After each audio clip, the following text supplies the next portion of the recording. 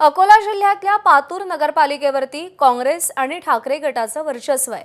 पातूरच्या नगराध्यक्षपदी काँग्रेसचे विधायक खान रूम खान विजयी झालेत। राष्ट्रवादीच्या सय्यद बुरहान नबी यांच्यावरती 1601 मतांनी विजय मिळवलेला आहे।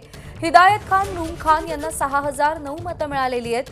भाजपचे सचिन ढोणे तिसऱ्या क्रमांकावर आहेत। शिंदेंच्या सेनेचे सुभाष भोसले यांना फक्त 194 मतं मिळालेली आहेत।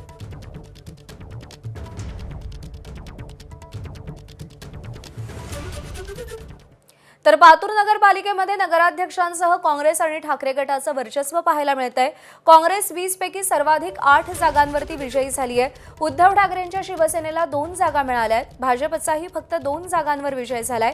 राष्ट्रवादी वंचित एमआयएम आघाडीला 8 जागा मिळाल्या आहेत। पातूर नगरपालिकेमध्ये बहुमतासाठी एकूण 11 जागा हव्यात।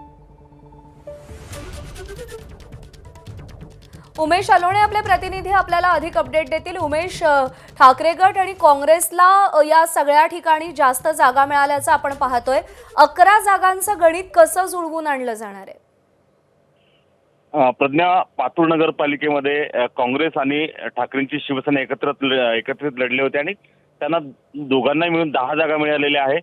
एकूण 20 जागांपैकी ह्या 10 जागा आहे आणि त्यामध्ये जर एक तांत्रिकदृष्ट्या जर पाहिलं प्रज्ञा, तर नगराध्यक्षाला नगरसेवक म्हणून एक मत देण्याचा अधिकार असतो आणि नगराध्यक्ष म्हणून एक विशेष मत देण्याचा अधिकार असतो। त्यामुळे या दोन पक्षांकडे म्हणजे काँग्रेस आणि ठाकरेंची शिवसेना या पक्षाकडे एकूण आता 12 मतं होणार आहेत। त्यामुळे स्पष्ट बहुमत जे आहे पातूर नगरपालिकेत या दोन्ही पक्षांना मिळालेला आहे। दुसरा विचार पाहिलं तर भाजपला फक्त 2 जागा मिळालेल्या आहेत आणि तिसरी जी विकास योद्धा आघाडी जी होती पातूरमध्ये त्या निश्चित उमेश, धन्यवाद दिलेल्या माहितीसाठी।